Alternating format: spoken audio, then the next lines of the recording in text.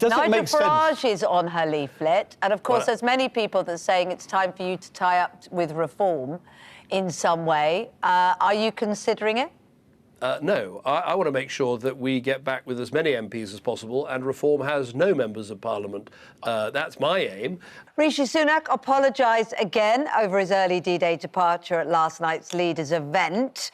The Foreign Secretary, Lord Cameron, is with us this morning. Now, it has been reported you, of course, stayed in Normandy till the end. The Prime Minister didn't. And it has been reported you were, I think the words are, apoplectic about his departure.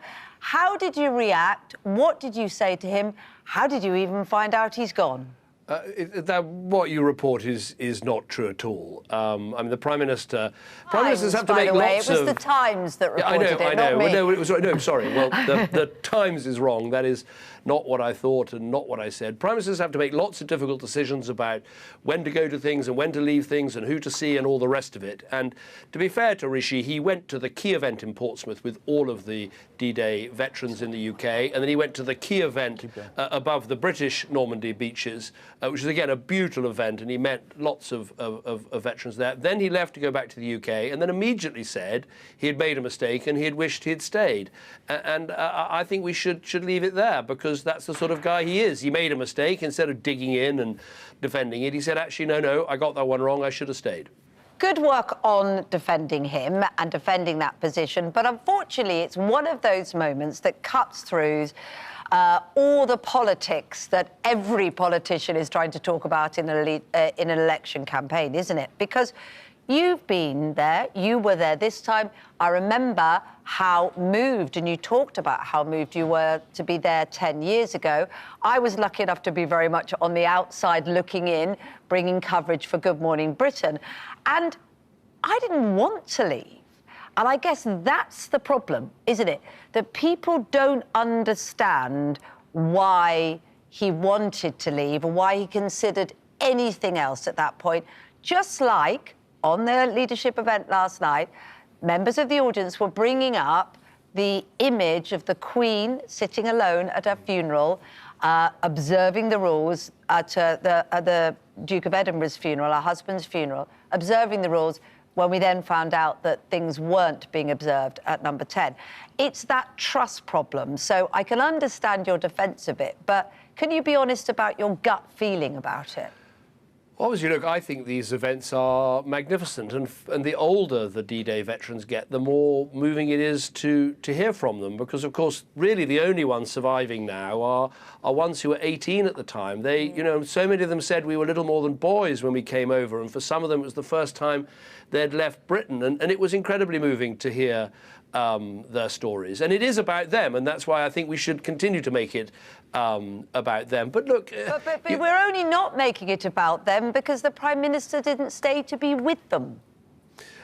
And he immediately said he wished he had stayed. But he did go to the absolutely key British event, which was at the new commemorative centre that we built above the beaches the British soldiers landed on. It was a fantastic event. So and that why was didn't you just leave it there then and come home? Why did you decide to stay for the more international event, along with, you know, presidents from the US, from other countries, from France, other world leaders? Why did you decide to stay if the key event was the British one? Well, I'm the Foreign Secretary, so my job is to meet as many foreign ministers and foreign leaders as I can. Is that the only reason why you stayed? Well, that is one of the reasons why I stayed. And it's the Prime Minister's job, isn't it, to be there with other the Prime Minister leaders? Also, I know, but he also has to run the country. And I mean, Ed will know this. All the time you're making decisions about when to go somewhere, when to come back, how long to stay. And I understand as well that if it had been a matter of national security or an extraordinary personal event,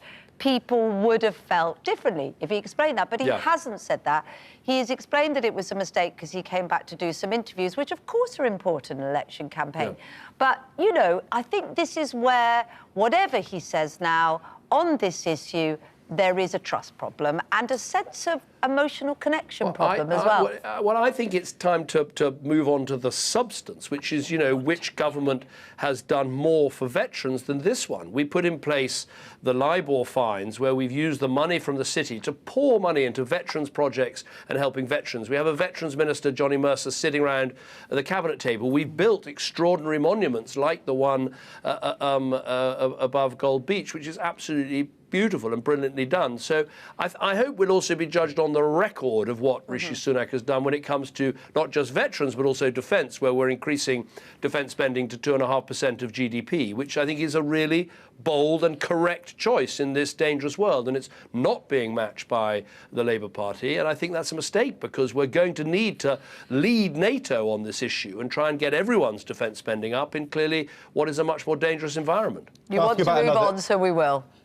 Can I ask about another record issue? We can hear your sincere frustration talking about this, but another issue you'll be frustrated about is immigration. You promised, when you were Prime Minister, to get immigration down to the tens of thousands. You partly lost the Brexit referendum because immigration was much higher than that, and the Brexiteers said they would get immigration down, they'd take back control. And as we heard last night in the debate, net migration in the last 3 years has been 1.9 million people, twice the level in the 3 years before the Brexit referendum. I mean, the failure to control immigration has been a political catastrophe for the Conservatives, hasn't it? A real trust issue, and it's got worse since 2016. Well, I think there are two issues here. One is, obviously, quite rightly, we've allowed in over 250,000 Ukrainian refugees, and I think that's right. We've also let in, I think, around 150,000 Hong Kong Chinese people, and I think that's right. But I think the crucial event was really COVID, where after COVID, we appeared to lose something like 1 million people out of our workforce. And obviously, business can't change its practices that quickly and be more productive that quickly. And so we've had a huge influx of people coming in. And to me, and I think, Ed, you will understand this, that ultimately, an immigration policy only works if it's married up with a welfare policy that gets your own people of working age back to work, and a training and education policy that delivers people with the skills to do the jobs that you're making available. And what I'm hearing in this election campaign is the Conservatives do have a welfare reform plan and do have a skills plan for an extra 100,000 apprentices. And I'm not really hearing anything from Labour about reforming welfare, because we've got too many people on out-of-work benefits, but who are of working age who could work. And that's one of the ways we're paying for our plans, but it's also a good thing in itself and will help to control immigration. Let me ask you to give some advice to your colleagues. I lost my seat in 2015. You'll remember that, to Andrea Jenkins, who at the time was a close colleague of yours. But you didn't lose your seat, you stood down. But it looks like there could be quite a few of your friends and colleagues who could lose their seats at the general election in the next few weeks on the basis of the opinion polls. What candid advice would you give to colleagues who might be set to lose their seats about what happens after, on the basis of your experience? I'm afraid I'm not going to be drawn into anything that happens after the election. I am totally focused on helping Rishi and the team to do as well as we possibly can for every Conservative vote, every Conservative Member of Parliament returned. Obviously, you know the maths, 650 MPs, the winning post is 325. If we get past that, we can be the government. And any time spent talking about opinion polls or possible outcomes is wasted time. We're participants, not commentators. We've got to participate in this campaign to get the best possible result we can. I seem to remember you giving me quite a lot of advice on losing my seat back in 2015. Well, I remember fighting very hard with Andrew. I think I visited your seat at 3 o'clock in the morning on polling day. And have you seen her latest leaflet? I haven't, but I hope I'm on it, because I did give her You're not, Nigel Farage is. I know that. On I know. I've been told that already. leaflet, she's pictured Nigel she did Farage. ask me for an endorsement, so I hope that that endorsement is there. Nigel Farage is on her leaflet, and of course there's many people that are saying it's time for you to tie up with reform in some way. Are you considering it? No, I want to make sure that we get back with as many MPs as possible, and reform has no members of Parliament. That's my aim. You know, I think there's... Mr. Cameron, when you were in charge, the idea of allowing somebody with the Tory whip to put the leader of another political party on the front of their leaflet, you would have said that was totally unacceptable. What is going on? Well, I mean, how come they've lost control since you were in charge? I'm not... Look, there are 650 Conservative candidates standing. I can't be across all their literature. Indeed, I'm the Foreign Secretary. My job is to keep Britain safe from all the threats we're facing overseas. So I'm going to have to leave that to someone else. But I was asked for an endorsement for Andrea Jenkins, and I happily gave it, and I hope it makes it onto her leaflet. And who are you voting for on polling day?